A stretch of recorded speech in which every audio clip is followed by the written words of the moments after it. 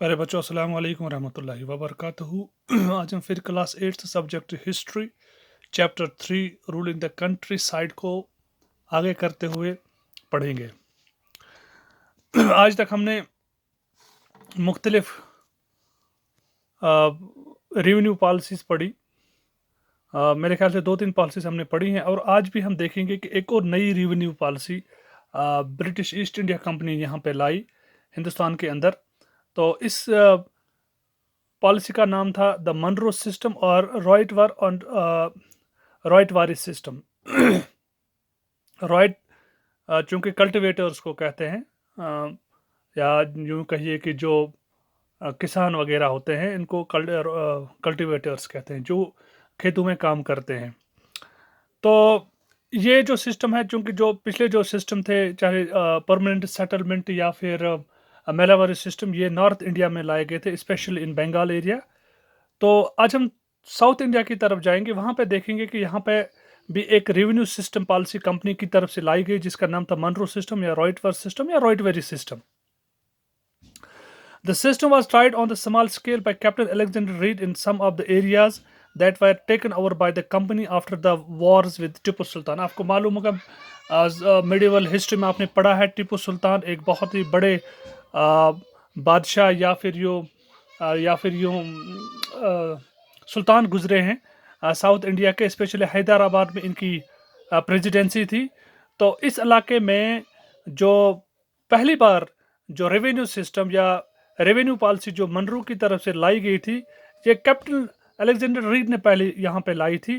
तो उन एरियाज में जो इन्होंने कैप्चर किए थे टीपू सुल्तान से जो उन्होंने जंग जीती, उनसे हासिल जो इलाके किए थे, उन्हीं के इलाकों में छोटे से इलाकों में पहली बार ये सिस्टम लाया गया था, रॉयटवारी सिस्टम।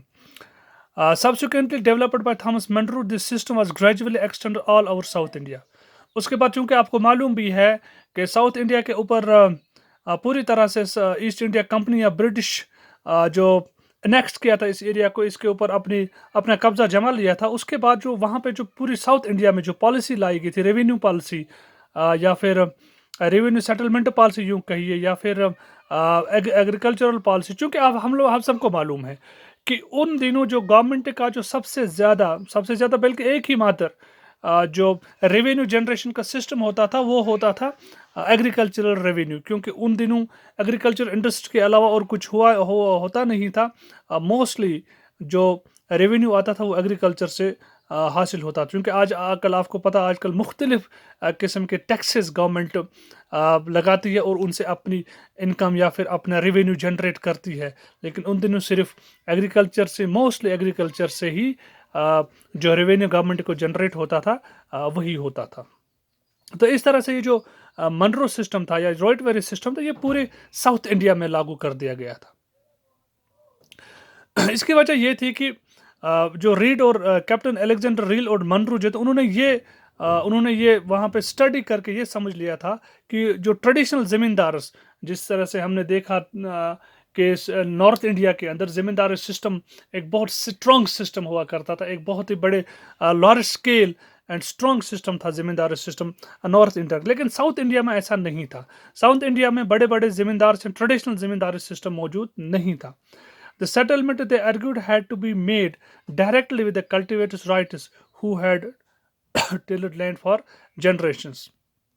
तो वहाँ पे जो जैसे मैंने पहले अर्ज किया कि वहाँ पे जो ज़मींदारी सिस्टम नहीं था, वहाँ पे कल्टिवेटर्स ही होते थे, यानी जो लैंड ओनर थे वही ज़मींदार भी था और वही कल्टिवेटर था। यानी मोस्टली वहाँ पर उनको कल्टिवेटर्स का ज़मींदारी सिस्टम यहाँ पे मौजूद नहीं था। इसलिए उन्होंने समझा कि हम डायरेक्टली उन्हें राइट्स, उन कल्टिवेटर्स को राइट्स कहते थे वहाँ पे साउथ इंडिया में। इसलिए उन्होंने समझा कि जो फॉर जनरेशंस या कहीं दहाइयों से उन इलाकों पे अपने ज़मीन के ऊपर कल्टीवेशन किया करते थे, हम डायरेक्टली उनकी से सेटलमेंट करते हैं, उन्हीं से रेवेन्यू जनरेट कर सकते हैं। Their fields had to be carefully and separately surveyed before the revenue assessment was made. उनकी जो ज़मीनें थे उनको बड़े केयरफुली और अलग अलग तरीके से सर्वे किया जाता था उससे पहले कि वो वहाँ पे उनका जो रेवेन्यू है वो मुतयन करें। تو اس طرح سے ہم نے دیکھا کہ آج ہم نے منرو سسٹم پڑھا یا رائٹ ویری سسٹم جو ساؤتھ انڈیا میں الیگزینڈر ریڈ اور منرو نے لایا یہ ساؤتھ انڈیا میں لایا گیا. اور اس سسٹم کی خاص بات یہ تھی کہ انہوں نے ڈائریکٹلی کلٹیویٹرس یا رائٹس کے ساتھ سیٹلمنٹ کی ریونیو جمع کرنے کی. اب اس دیکھیں گے کہ جیسے طرح ہم نے پچھلے پالیسیوں کی طرح جتنی بھی ریونیو پالیسیز تھی ان کی وہ ساری کی ساری کچھ سال چلنے کے بعد ان میں بھی یہ پرابلمز آ گئی. جو کمپنی کے یا جو گورنمنٹ کے جو ایکسپیکٹیشنز تھی وہ اتنا ریونیو وہاں سے حاصل کر پائیں گے، لیکن ایسا ہوا نہیں. تو اس طرح سے یہ پالیسی لانے کے بعد بھی جو کمپنی آفیشلز کی جو ڈیمانڈ تھی یا ان کی جو ایکسپیکٹیشنز تھے، ان کی جو اسیسمنٹ تھی، ایسا ہوا نہیں. اس اسیسمنٹ کے مطابق ان کے ریونیو جنریٹ نہیں ہوا. اس کی وجہ کیا تھی؟ Driven by the desire to increase income from land revenue officials fix to high revenue demand.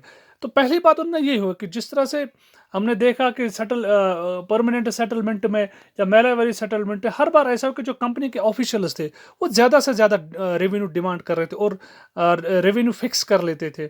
اس سے جو زمیندار تھے یا کلٹیویٹرز تھے یا رائٹس تھے یا پھر لینڈ لارڈس تھے، ان کا جو ریونیو، ان کی جو پروڈکشن اتنی ہی نہیں ہوتی تھی جتنی آفیشلز ان سے ڈیمانڈ کرتے تھے. کبھی کبھار ان کے چونکہ آپ کو معلوم ہے کہ کبھی کبھار جو کراپس ہے وہ فیل بھی ہو جاتے ہیں ڈیو ٹو نیچرل کلائمیٹی یا پھر کبھی کبھار ڈراٹ کی وجہ سے. تو بہت سارے ایسے حالات ایسے رہتے ہیں کہ جن کی وجہ سے جو پروڈکشن اتنی نہیں ہوتی. اس طرح سے جو کمپنی آفیشلز ہے وہ زیادہ سے زیادہ ریونیو حاصل کرنے کو ان سے ہائی ڈیمانڈس اور ہائی ریونیو فکس کرتے تھے. اس سے کیا ہوا؟ Peasants were unable to pay, rights fled, the countryside and villages became deserted in many regions. اس سے کیا ہوا یہ کہ جو پیزنٹس ہوتے وہ انیبل تھے، کیونکہ جب زیادہ ڈیمانڈ وہ کرتے تھے ریونیو کی، وہ ظاہر سی بات ہے وہ اس ڈیمانڈ کو پورا نہیں کر سکتے تھے، اس پہ کھڑا نہیں اتر سکتے، وہ زیادہ سے زیادہ ریونیو جمع نہیں کر پاتے تھے. اب ان کے پاس ایک ہی راستہ تھا کہ انہوں نے ان علاقوں کو چھوڑ کے وہ وہاں سے ہجرت کر کے دوسرے علاقوں میں چلے گئے. اور اس طرح سے یہ جو علاقے تھے ساؤتھ انڈیا کے بہت سارے علاقے خالی ہو گئے. تو یہ ایک بہت ہی برا اثر پڑا پیزنٹس پر بھی، لینڈ کلٹیویشن پر بھی اور کمپنی پر بھی. اس طرح سے کمپنی کو وہ ریونیو حاصل نہیں ہوا جو ان کے ایکسپیکٹیشنز تھی، اور اتنی پروڈکشن بھی نہیں ہوئی جتنی ہونی چاہیے تھی. اور لوگ ہیں مجبور ہو گئے وہاں سے مائیگریشن کرنے کے لیے. اس سے لوگوں پر بھی برا اثر پڑا کہ ان کو وہاں سے اپنے علاقوں سے نکل کر روزگار کی تلاش میں اور کمپنی کے ریونیو کے بچنے کے لیے دوسرے علاقوں کی طرف جانا پڑا. تیسری بات یہ ہے کہ لینڈ بیکم ڈیزرٹڈ، اور جو لینڈ کل تک جس سے پروڈکشن ہوا کرتی تھی، جو کلٹیویبل تھی، اب دھیرے دھیرے وہ لینڈ بھی پھر وہاں سے ڈیزرٹ بن گئی اور ان علاقوں پہ پھر پروڈکشن نہیں ہوئی. تو یہ تھا منرو سسٹم، رائٹری یا پھر رائٹ واری سسٹم، جس سے انہوں نے ڈائریکٹلی ان کلٹیویٹرز سے ریونیو سیٹلمنٹ کا جو نظام یا سسٹم لایا. تو آگے دیکھیں گے کہ اور کیا system, revenue system British India East India company یا پھر برٹشرز نے لایا. تو وہ ہم اگلے کلاس میں دیکھیں گے. تب تک کے لیے خدا حافظ، السلام علیکم.